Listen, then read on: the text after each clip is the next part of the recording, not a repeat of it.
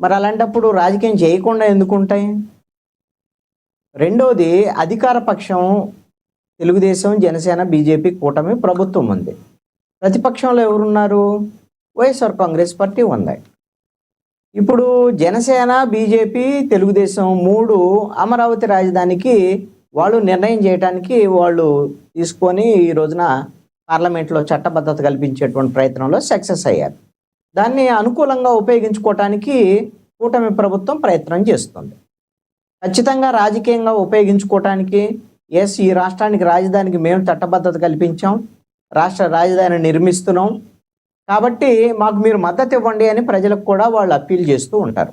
నిన్న మాట్లాడిన సభతో పాటుగా మీరు ఇప్పుడు నాకు తెలిసి ఏ ఛానల్ పెట్టినా, యూట్యూబ్ ఛానల్తో పాటు అన్ని ఛానల్స్లో కూడా చంద్రబాబు నాయుడు అమరావతి రాజధాని మేము చట్టబద్ధత కల్పించాము, అమరావతి రాజధానిని ఆంధ్రప్రదేశ్ ప్రజలకు అందిస్తున్నామని ఒక పెద్ద అడ్వర్టైజ్మెంట్ వస్తుంది ఈ మధ్యకాలంలో.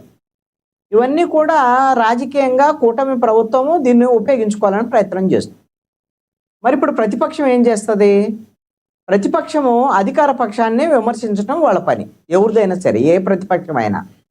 ప్రభుత్వం చేసేటువంటి తప్పుల్ని, ప్రభుత్వంలో ఉండే లోపాలని అన్నిటినీ విమర్శలు చేసి రాజకీయంగా ఉపయోగించుకునేటువంటి ప్రయత్నాలు చేస్తాయి ప్రతిపక్ష పార్టీలు. ఇంతకుముందు తెలుగుదేశము, జనసేన ప్రతిపక్షంలో ఉన్న, వైఎస్ఆర్ కాంగ్రెస్ పార్టీ అధికారంలో ఉన్నప్పుడు అదే చేశారు. ఇప్పుడు కొత్తగా ఏం చేయట్లేదు. ఇప్పుడు వైఎస్ఆర్ కాంగ్రెస్ పార్టీ కూడా కూటమి ప్రభుత్వం యొక్క నిర్ణయాన్ని తప్పుపడుతుంది. అయితే ఇక్కడ ఉన్న ఒక కీలకమైనటువంటి డిఫరెన్స్ని గమనించాల్సినటువంటి అవసరం ఉంది. కొన్ని నిర్ణయాలు విధానపరమైన నిర్ణయాలు ఉంటాయి. ఇప్పుడు రాష్ట్ర ప్రభుత్వము సపోజు ఒక పథకాన్ని ప్రారంభించాలనో, లేకపోతే సూపర్ 6 ఇంప్లిమెంట్ చేయాలనో, లేకపోతే ఒక సంక్షేమ పథకం కొత్తగా ఇంప్లిమెంట్ చేయాలనో వాళ్ళు నిర్ణయం తీసుకున్నారు అనుకోండి, ఈ ప్రభుత్వ నిర్ణయం అది. వచ్చే ప్రభుత్వం వాళ్ళ నిర్ణయాలు వేరుగా ఉండొచ్చు. ఒకవేళ ఈ ప్రభుత్వం మరి ఇంకొక ప్రభుత్వం వస్తే వాళ్ళు వేరే నిర్ణయాలు చేయొచ్చు. కానీ ఒక రాష్ట్రము, ఆ రాష్ట్రానికి అవసరమైనటువంటి రాజధాని నిర్మాణము, దీనికి సంబంధించినటువంటి విషయంలో మరి ఇది పదే పదే మార్చుకుంటామా? రాష్ట్ర విభజన జరిగింది, 2014లో జరిగింది. విభజన జరిగినప్పుడు విభజన చట్టంలో పేర్కొన్నాము 10 ఏళ్ల పాటు హైదరాబాద్ ఉమ్మడి రాజధానిగా ఉంటుంది 2 రాష్ట్రాలకి. ఆ తర్వాత ఆంధ్రప్రదేశ్ రాజధానిని ఏర్పాటు చేసుకోవాలని విభజన చట్టంలో పేర్కొన్నాం. ఇప్పుడు 10 ఏళ్ళు అయింది. 2015లో ఆంధ్రప్రదేశ్ సంబంధించినటువంటి రాష్ట్ర రాజధాని అమరావతి అనేటువంటి ప్రాంతాన్ని డెవలప్ చేసుకోవాలని ఆ రోజున అసెంబ్లీలో నిర్ణయించుకొని మాట్లాడుకొని ప్రతిపక్షంలో ఉన్న వైఎస్ఆర్ కాంగ్రెస్ పార్టీ అంగీకారం మేరకు అప్పుడు కూటమికి సంబంధించినటువంటి ఎన్డీఏ ప్రభుత్వం నిర్ణయం చేసింది. ఇప్పుడు 10 ఏళ్ళు అయిపోయింది. ఇప్పుడు విభజన చట్టంలో సవరణ చేసుకొని ఆంధ్రప్రదేశ్ సంబంధించినటువంటి రాజధాని అమరావతి అని కేంద్ర ప్రభుత్వం చట్టబద్ధత కూడా కల్పింది. మరి ఈ విధానపరమైన నిర్ణయంలో ఏవైనా మార్పు చేర్పులు ఉంటే, ఇంకా డెవలప్ చేయాలి అనేటువంటి దాని మీద ఉంటే, మచిలీపట్నం కలపాలి అని అనుకుంటే మావిగన అని చెప్పాడు జగన్మోహన్ రెడ్డి. దాంట్లో ఉన్నదేంది? మచిలీపట్నం, విజయవాడ, గుంటూరే కదా. ఆల్రెడీ విజయవాడ, గుంటూరు సిఆర్డీఏ పరిధిలో ఉన్నాయి. సిఆర్డీఏ పరిధి అమరావతి. అలాంటప్పుడు మచిలీపట్నం కూడా కలపండి అని అడగొచ్చు, తప్పేం లేదు. కలుపుతారా లేదా అనేది వాళ్ళ విషయం, వాళ్ళ ఇష్టం. ఇప్పుడు అంతే తప్ప మావిగన్ అనేది కొత్త ఏం ప్రదేశం కాదు, ఎక్కడ లేదు, అవేం కాదు. ఇప్పుడైతే అమరావతిని త్వరితగతిన నిర్మించాలి, అమరావతికి ఏమైనా కేంద్ర ప్రభుత్వం నుంచి నిధులు తీసుకోవాలి, అదేవిధంగా అమరావతికి భూములు ఇచ్చినటువంటి రైతులకు సంబంధించినటువంటి విషయంలో వాళ్ళకి త్వరితగతిన డెవలప్ చేసినటువంటి ప్లాట్లు అందజేయాలి. ఇవన్నిటినీ కూడా కూటమి ప్రభుత్వం త్వరితగతిన చేసేటువంటి విధంగా ప్రతిపక్షంలో ఉన్నటువంటి వైఎస్ఆర్ కాంగ్రెస్ పార్టీ పట్టుపట్టొచ్చు, ప్రభుత్వాన్ని నిలదీయొచ్చు, లేదా ప్రభుత్వం ఇవన్నీ చేసేటువంటి విధంగా ఒత్తిడి పెంచవచ్చు. ఇవన్నీ చేస్తే ప్రజల్లో వైఎస్ఆర్ కాంగ్రెస్ పార్టీ మా కోసం పనిచేస్తుంది కదా అని రైతులు అనుకునేదానికి అవకాశం ఉంటుంది, రాష్ట్ర ప్రజలు కూడా అనుకునేదానికి అవకాశం ఉంటుంది. అలాంటి ఆయుధాన్ని వదిలిపెట్టేసి ఈ రోజున జగన్మోహన్ రెడ్డి, అతని చేతిలో ఆయుధం ఉంది. ఇప్పుడు 2 లక్షల కోట్లు ఏమో కావాలి, వైఎస్ఆర్ ఇప్పుడు కూటమి ప్రభుత్వం ఫెయిల్ అయింది, అమరావతి కట్టలేదు అని ఇవన్నీ మాట్లాడుతున్నారు కదా. మీకు కట్టలేకపోతే మీకే ఒక ఆయుధం దొరికిద్దిగా. 2028 లోపల మొత్తం మేము కట్టి బిల్డింగ్లు అప్పు చెప్తామని డేట్లతో సహా ముఖ్యమంత్రి చంద్రబాబు నాయుడు ప్రకటించాడు. మరి 28 వాళ్ళు డెడ్ లైన్ పెట్టింది. 28కి పూర్తి చేయలేదనుకోండి, 29 ఏప్రిల్లో ఎలక్షన్స్ వస్తాయి. మరి వచ్చినప్పుడు ఏం చేస్తారు? జగన్మోహన్ రెడ్డి జనంలోకి వెళ్ళిపోయి ఈ కూటమి ప్రభుత్వం ఫెయిల్ అయింది, చేయలేకపోయింది, మేము ఇంతకన్నా గొప్పగా ఈ రాష్ట్రానికి అవసరమైనటువంటి విషయంలో మేము మా యాంగిల్ ఆయన 3 రాజధానులు అంటాడా, మావిగన్ అంటాడా, ఏమంటాడు అనేది ఆయన ఇష్టం, వీళ్ళు ఫెయిల్ అయితే. కానీ అలాంటి ఆయుధాల మొత్తాన్ని కూడా జగన్మోహన్ రెడ్డి ఈ రోజున చేతుల నుంచి వదులుకొని పిచ్చి మాట మాట్లాడాడు మావిగన్ అని.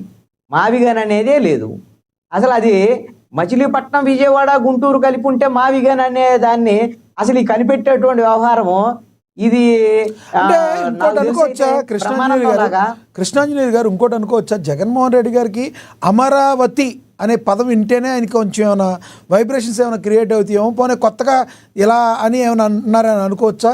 లేదు చట్టబద్ధత కల్పించారు దీన్ని, ఇప్పుడు మనం ప్రజెంట్ ఇప్పుడు ఏం చేయలేమని ఉన్న ఫ్రస్ట్రేషన్లు ఏమైనా అట్లా మాట్లాడి ఉండవచ్చా? ఇప్పుడు జగన్మోహన్ రెడ్డికి అమరావతి అనేటువంటి పేరు నచ్చకపోవటం ఏముండదండి, అదన్నీ విమర్శ చేసే వాళ్ళకి ఓకే. ఆ ప్రాంతాన్ని మొట్టమొదట ప్రకటించింది ఎవరు? గుంటూరు విజయవాడ మధ్యలో రాజధాని పెట్టాలని ప్రకటించి దానికి అమరావతి పేరు పెట్టింది ఎవరు? చంద్రబాబు నాయుడు.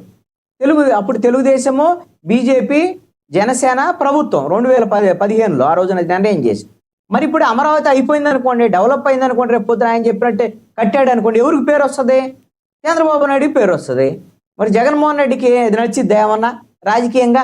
ఇప్పుడు చంద్రబాబు నాయుడు బాగా కడుతున్నాడు, చంద్రబాబు నాయుడు బాగా అభివృద్ధి చేస్తున్నాడు అని పొగుడుతాడా? మీరే అన్నారు 14లో చంద్రబాబు నాయుడు చెప్పినప్పటికీ అప్పటి ప్రతిపక్షం ఉన్న జగన్మోహన్ రెడ్డి గారు యాక్సెప్ట్ చేశారు కదా దాన్ని.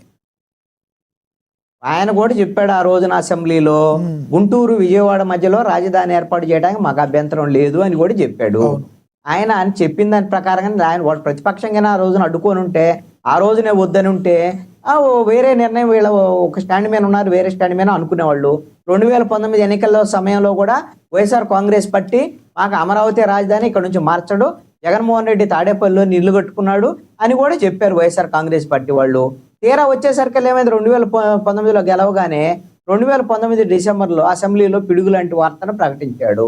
మేము దక్షిణాఫ్రికా తరహాలో 3 రాజధానులు ఎందుకు పెట్టకూడదని. పోనీ 2019 నుంచి 24 వరకు జగన్మోహన్ రెడ్డి ఉన్నాడు, 3 రాజధానులు పెట్టగలిగాడా? 3 ప్రాంతాల్లో 3 ఇటకరాళ్ళు ఏమన్నా వేయగలిగాడా? హైకోర్టు మొట్టికాయలు వేసింది, చెంప చెళ్ళు మనిపించేటట్టు హైకోర్టు, సుప్రీంకోర్టు తీర్పులు ఇచ్చాయి. మీకు అధికారం లేదా, వెళ్ళి పార్లమెంట్ లేదని ఉంటే ఆ విభజన చట్టాన్ని సవరణ చేసుకోండి అని చెప్పింది. వెళ్ళాడా జగన్మోహన్ రెడ్డి ఆ రోజున? పార్లమెంట్కి వెళ్ళాడా విభజన చట్టాన్ని సవరణ చేసుకోవడానికి?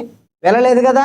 మరి ఇప్పుడు అందరూ అంటున్నారు రేపు పొద్దున జగన్మోహన్ రెడ్డి వస్తే మారుస్తాడు, జగన్మోహన్ రెడ్డి వస్తే తీర్మానం చేస్తాడు. ఇవన్నీ చేసాడు, ఆల్రెడీ చేసి బొక్కబారులో పడ్డాడు. బొక్కబారులో పడి 3 రాజధానులని లేకుండా మూలన కూర్చున్నటువంటి పరిస్థితి ఈ రోజున 11 సీట్లతో. మరి ఇప్పుడు అది పోయిందా? 3 రాజధానులు వదిలేశాడా? ఇప్పుడు మావిగన్ అని అంటున్నాడు. ఈ మావిగన్ ఏంది? అందుకని రాజధానికి సంబంధించినటువంటి ఒక కీలకమైనటువంటి రాష్ట్ర రాజధాని విషయంలో, విధానపరమైనటువంటి నిర్ణయం విషయంలో ఒక ఎజెండా లేకుండా మీకు అనిపిస్తుందా కృష్ణాంజనేయులు గారు, ఇప్పుడు మీరు ఏదైతే చెప్తున్నారో వైసీపీలో కూడా అలా చెప్పేవాళ్ళు వెనకాల ఉంటారు కాబట్టి ఇక్కడి నుంచి అయినా విధానపరంగా ముందుకు వెళ్ళి మచిలీపట్నాన్ని కూడా కారిడార్లో కలపాలంటమో, లేదంటే మీరు చెప్పినట్టుగా ఆ రైతులందరికీ గతంలో ఇచ్చిన వాళ్ళందరికీ కూడా న్యాయం చేయాలంటమో, ఈ రకంగా ఎత్తుకునే అవకాశం ఉందంటారా వైసీపీ పార్టీ? వైఎస్ఆర్ కాంగ్రెస్ పార్టీలు ఎవరన్నా చెబుతారని కానీ చెబితే జగన్మోహన్ రెడ్డి